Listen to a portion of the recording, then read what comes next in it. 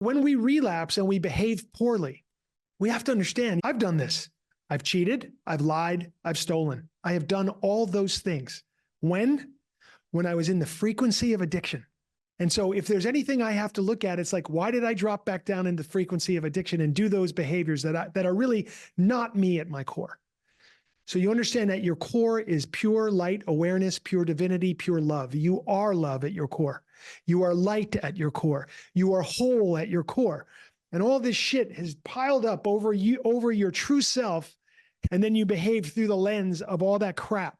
So of course, when you relapse, you're going to feel badly about what happened, but it doesn't mean you're broken. And it doesn't mean you're a liar or a cheat or a thief.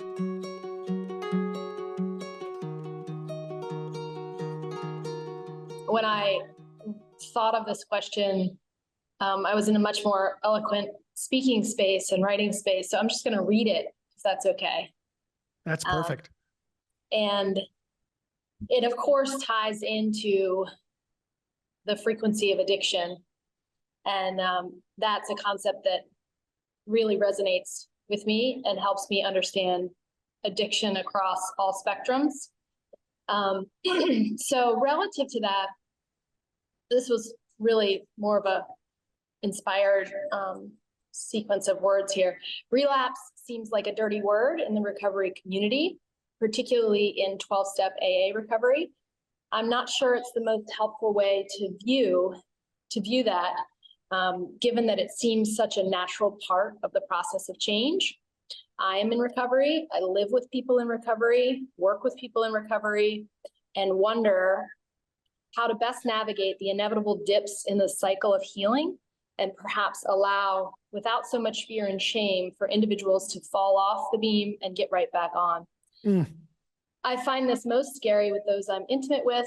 My daughter has a food addiction. My partner is in recovery from a pretty serious drug and alcohol addiction, and I relate to many addictions, most on the level of thought, chronic negative thinking, procrastination, etc. So the heart of the question is really how to be in better relationship with relapse, quote, in myself and others. Beautiful. Boy, oh boy. Dorcus, what an inquiry. Thank you so much. Okay, so I'm gonna jump in here and go for a little bit. Such an important topic.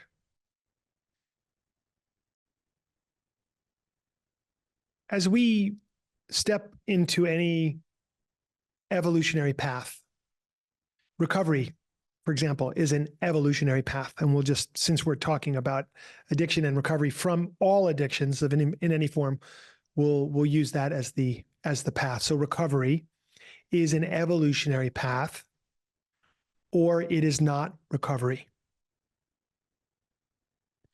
This means that we're stepping, when we may not know it when we first get sober. This is only something we'll reflect upon later on, but when we first get sober, we know this can't continue. I can't go on like this. Something has to change. I'm in so much pain. I need something else. And we recognize at the surface level, let's say we're talking about addiction to drugs or alcohol, at the surface level, we realize these behaviors around drugs and alcohol, this has to change. Otherwise, I won't be able to change. And your attention as a person who's ready to change is brought to those behaviors as something that is no longer working for you. Only you don't know exactly what to do. So at the beginning, you make that decision. I'm going to change. And the way I'm going to change is I'm going to try to let go of drugs and alcohol. For example, there's many addictions, but we're using those ones. And there's best practices we all know about how you can successfully make a change and really step onto a path of recovery. And some of those best practices are to be around circles of other people in recovery, much like this circle right here, and to explore the emotional challenges and literally the moment-to-moment, day-to-day things that are coming up for us. Because the way that we've dealt with those challenges up to this point was usually just to default into an addictive behavior, and that was sort of our way of getting through a day. Well, now we're saying, well, that's no good anymore. We're going to try something new. Let's get around some people. Let's get around some ideas. Let's get around a new vibration, if you will. Let's get around folks who are also on this path and trying to do the same thing. And let's see if we can help each other. It turns out that that is part of the recipe for success. So we're now in this evolutionary path, although we probably still don't completely think of it that way or realize that. And we start to experience things. We experiencing things like emotional difficulty. We might experience manic periods where we're just excited and overexcited and we don't know how to calm down. We might experience depressive incidents of depression, anxiety, stress, overwhelm, sadness, grief, loneliness, loss, failure, success, new relationships, the end of old relationships. Like all these things happen to us in life. Before, they were happening to us kind of in life, and we were using drugs and alcohol to navigate the feeling and the difficulty of just being alive through all these things. Now we're on this evolutionary path called recovery. And we're like, okay, I'm still experiencing these things, but boy, oh boy, I'm feeling them more than I ever have. And I don't have my same defaults that I used to default into. I'm not going back to drugs and alcohol. So boy, I'm like a live wire out here. Now it's just sort of like good news and challenging news here. The good news is you've stepped onto a new path. You've recognized the need to be on that path. There's no part of you that thinks it's not a good idea to be on this path, but you're being challenged down to the core of your very cells with difficulty on the emotional level, energetic level, physical level, mental level, and spiritual level. And it's like, oh my God, what am I to do? And this inevitably is going to come for anybody who's changing any behavior. You'll always be given an opportunity to go back. So on the bright side of things, you've had an awakening. Wow, I need a new path. Okay, I'm working on this new path. On the difficult side is you're going to be challenged and things like self-doubt are going to come up. You'll doubt yourself, you'll doubt the path, you'll doubt the people you're around. Wow, challenging. And you're also going to experience craving. So this is like a barrage of thinking. Physical craving is just physical craving. So that's if you're into advanced alcoholism, I would say advanced even cannabis use, I believe is to an extent physically addictive.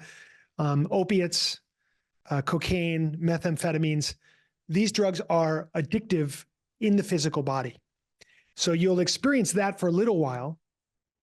But let's say we're past the physical aspect of it. We're sober a couple of weeks or a month or whatever we are, but we're past the physical piece. We're going to experience that other kind of craving, psychological craving. And that's very, very powerful and very insidious. And this is why we need a path of recovery that can snap us out of that craving and move us along a path where we're not constantly in that. Because you know what percentage of human beings give into craving if the craving persists? 100% of human beings. That's how many. So craving works in one of two ways. Either the craving subsides and you move beyond it into another state, or you give in to the craving. So you're going to experience these things in recovery, and naturally you've got this newfound level of consciousness. This awakening has taken place. But very naturally, as you said, it's natural, you're going to feel a fluctuation. There's a fluctuation between this newfound like possibility for yourself and the place you were before. And you fluctuate between these two levels of consciousness, these two energies. There's recovery. This is really the right thing, really the right thing. And then there's sort of the way I used to be. That was painful. That was difficult. But I'm being pulled between the two places. One element I want to bring into this is the social element. That's why it's so important to be around people in recovery. When we're in the fluctuating state, between where we were and where we have envisioned ourselves to be, and maybe even experienced this new state where we want to be, and we recognize this is a place I want to move toward. This fluctuation is the single most vulnerable place for people in early recovery. This is where your vulnerability is in the biggest way. And I'll give you a direct example from my life. The night when I was somewhere between 30 and 60 days sober, this is 1991. And friends of mine are like, who are still using, friends of mine are like, look, we're going to go out to the bar. We're going to see some music. It's about the music. Yes, we are going to be drinking and partying a little bit, but we really love you and we want you to come with us. And we know you're sober and we'll respect your sobriety. And so I'm like, okay, got it. That sounds like a good boundary. I'll go to the bar, between 30 and 60 days sober. It's music. That's why I'm going. I love these people. It's great.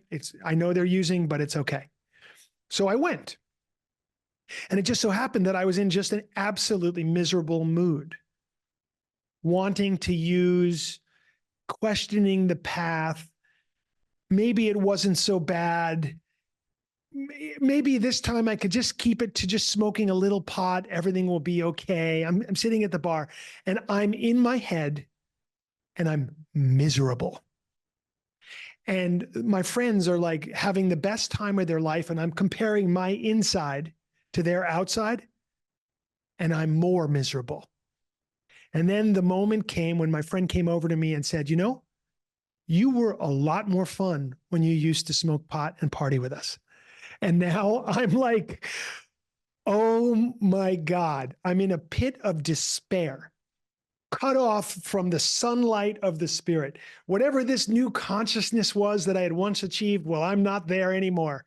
I have fluctuated right down into the cellar, right back to where I was before. And I'm like, I'm miserable. I'm unhappy. This is no good. And so it just made a lot of sense for me to smoke pot, and so I did. And in retrospect, there's 30 or 40 things that I can learn from that. But in terms of this inquiry for you, and for everybody who's dealing with relapse or exploring the concept of relapse, yes, very natural for someone to fluctuate. The best thing is when we can catch ourselves in that fluctuating state and we can share about it in real time on a daily basis. Because what I needed to be doing was going to a meeting and speaking to a sponsor or a teacher or a guide or a mentor and say, I'm having a lot of doubt. I'm having a lot of fear. That would have been the honest communication that day. And I didn't have the capacity in that moment to be that honest. I couldn't do it. So I went with my friends to blow off some steam from the uncomfortable emotions that I was feeling, and it backfired. Does this make me a bad person? Am I morally corrupt? Someone from the outside who doesn't understand addiction, who doesn't understand this depth of human psychology that we're speaking about right now, they would say, oh my God, how could he have gone back? Didn't he learn his lesson? Oh my God, you went to treatment. You went to all these efforts to get sober, and here it is, you blew it. Now, those ideas may be circulating around people who really care about you, but don't know how to understand what you're going through and don't know how to communicate to you. Or even worse, those ideas might be in your own head about yourself. And if they're in your own head about yourself, they were probably put there by somebody else at some point, but you took them on. You took those ideas on. And now they're yours. And so here you are in the state of relapse. I went back. I returned to a previous level of consciousness. Now, here's the truth. Some people need to do a little more field work, need to have an experience of the thing that they've let go of in order to learn that they truly, truly didn't need to go back, didn't want to go back. And there's something to learn from that experience. The danger, of course, is that for real, if you were involved in serious drugs, you could die from relapse. And that's what everybody is scared about for you.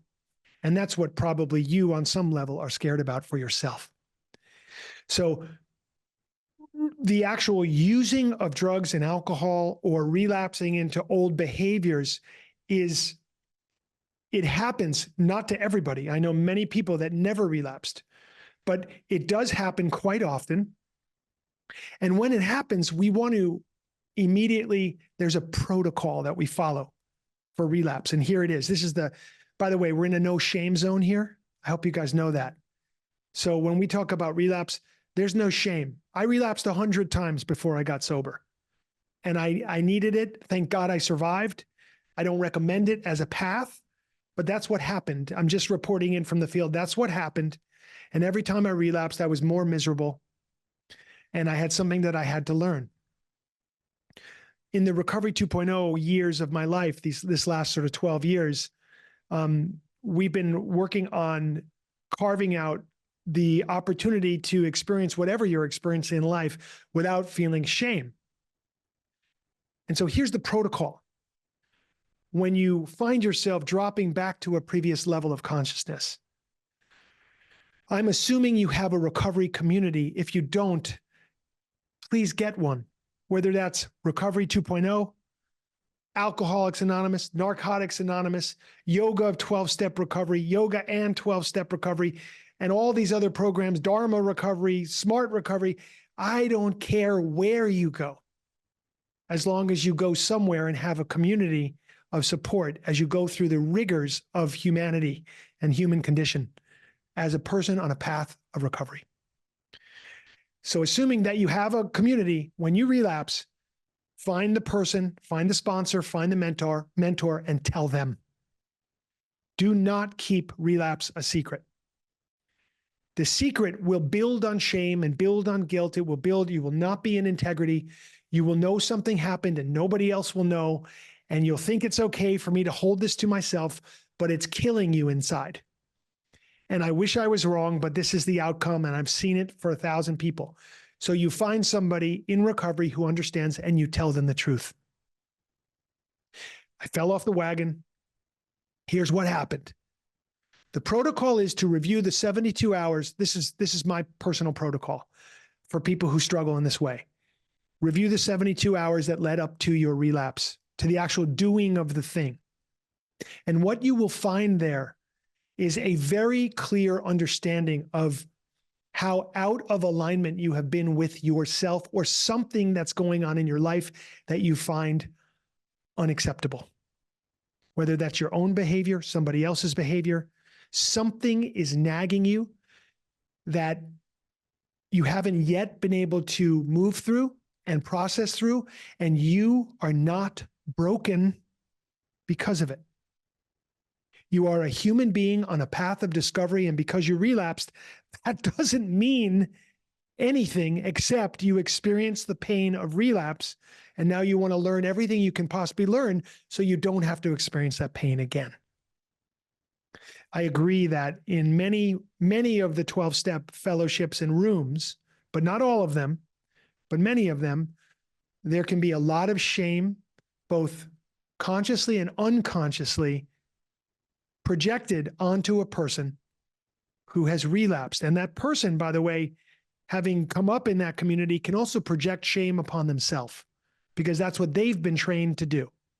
I failed. I fell off.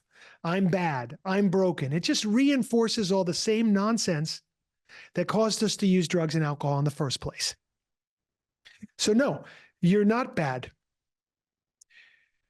I'll tell you why you're not bad. Okay, anybody who's relapsing or has this struggle recently or ever has, if I said to you, I had a friend that I knew who was addicted to heroin. He called me up and he said, I'd like to stay at your house for the night. Is that okay? Now, I would never allow somebody in active addiction over to my home, ever, under those circumstances. But let's say that I said, okay, Johnny, come over to my house and you can stay the night.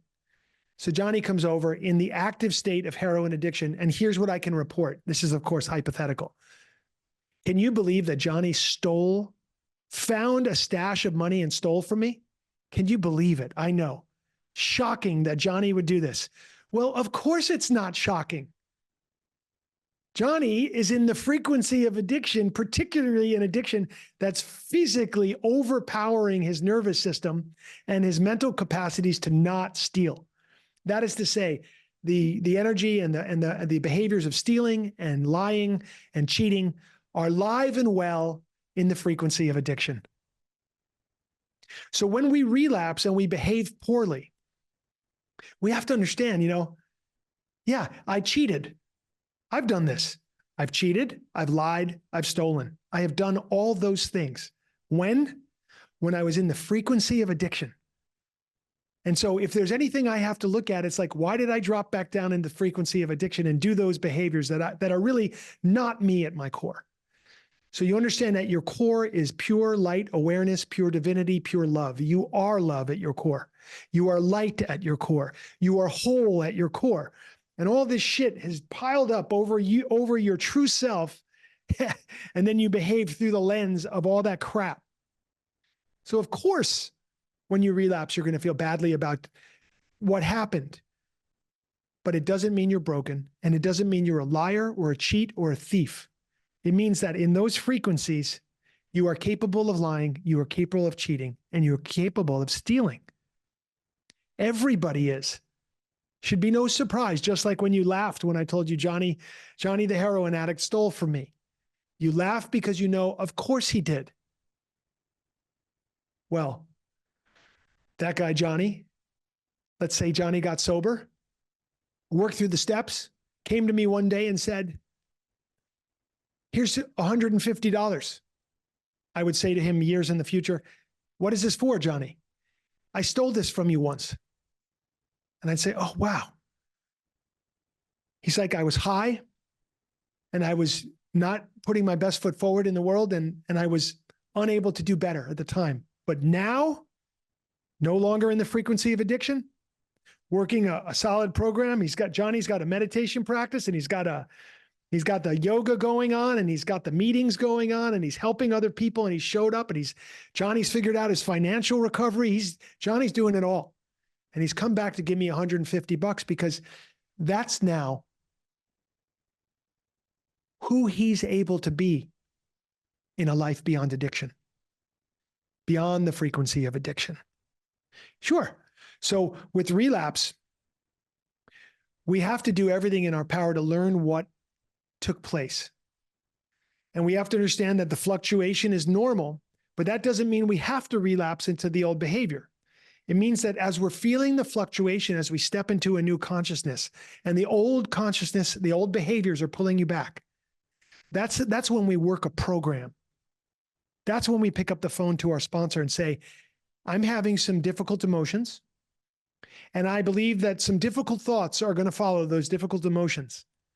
And I believe that the frequency of addiction and the phenomenon of craving might be activated if I don't get on the phone with you right away. And that guy, that sponsor, that guide, that teacher is going to be at your doorstep with a cup of coffee or a cup of green tea or a beautiful green smoothie before you know it. And you're going to talk it out.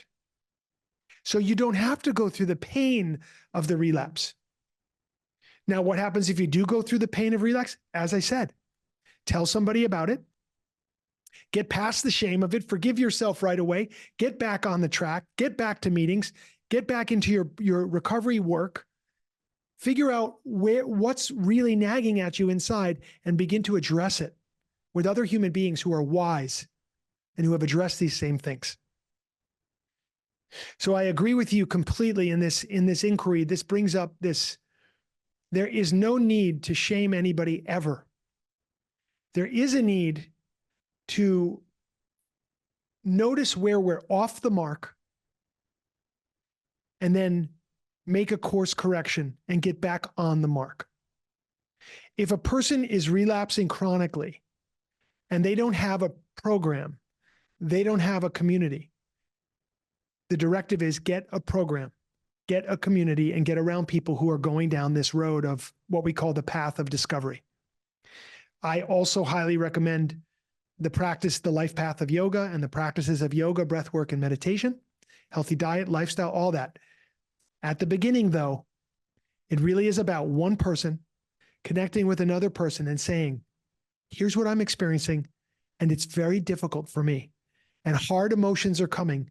And I would like to learn from this without having to go through the school of hard knocks in my next relapse.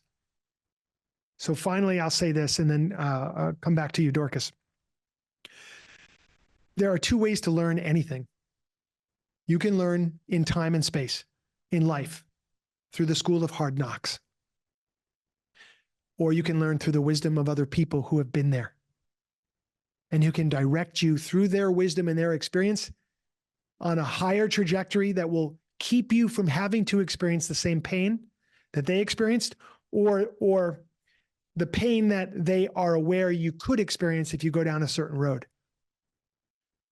The whole first part of my life, I only learned through the school of hard knocks. I only learned through suffering. And even now, I'm 56 years old. I have to really expose myself to the teachings and to the teachers and to the writings and to the scriptures and to the practices. Consciousness is contagious. You have to catch it. And in order to learn from somebody else's wisdom, you got to be around that wisdom. And so that's my effort today, and that's my directive for everybody else. Get around the wisdom. Get around the teachings. Get around the teachers. There's not one, by the way. There's not one teacher. You might be focused on somebody. You can focus on a teacher for a while, or a book for a while, or a particular path for a while. And if that becomes your path for the rest of your life and it serves you to on your never-ending path of discovery, gorgeous. But most of us have many teachers that come in many forms. And that's a beautiful thing. I know many people who have come into Recovery 2.0 and they've learned what they could learn here. And then they went on to another path. And then they went on to another path. Then they came back to Recovery 2.0. Then they went on to another path, another. And that's the beautiful, incredible opportunity. That's the opportunity of riches that we have to live in a time when we can access the teachings in many forms. And so counting days and recovery time, saying I have 29 days sober, I have 30 days sober, I'm 1 year sober, I'm 10 years sober, I'm 23 years sober. Counting days is simultaneously empowering and important and troublesome. I see both sides of this coin. And I have thought about it so much in my life, I can't decide. Maybe we should never count days. We all know from a yogic perspective, there's only one day. We know there's only today. Everybody knows that. I'm 32 plus years sober. Is that important for anybody to know? Maybe it's important only that you know that that's possible and that I'm not attached to the 32. I'm more attached to today and how I'm doing in my life today. That's more important to me than whoopee, 32 years sober, 33 years sober. It doesn't matter. What matters is how am I today? And yet, for somebody who's counting days, it gives them something to hang on to. It gives them something to be proud of. And of course, when they relapse, it can make them feel terrible that they lost, quote, lost time. Oh, I'm starting at the beginning. Of course, you're not starting at the beginning. You're just having more experience on the road, and let's go again. And so at a certain point, maybe somebody says, well, I've relapsed so much, I don't really want to count days, or at least I don't want to tell anybody about it until I get to be like a year sober, you know? And if that's what works for that person, I'm all for it. So creating spaciousness, creating room for everybody to have their experience. I realize the joy and the challenge, the positive and negative, the pro and the con of counting days and counting sobriety time and then potentially losing that if you do have a relapse, and how that can feel so difficult. And, you know, I think of myself, if I smoke pot tomorrow, 32 years sober, would I go into a meeting tomorrow, raise my hand and say, my name's Tommy, I'm 1 day sober, or I'm working on 1 day sober? Wow. I can tell you, as much as I can say everything I've said to you right here, that would be really hard. And I couldn't feel like I didn't lose something important. But truthfully, the only thing I would have lost was a moment where I felt out of integrity with myself. And that's really all that would have been. And then what would I learn from being humbled in that way? So even thinking about this and going through the exercise of this, I'd like to just humble myself without having to relapse.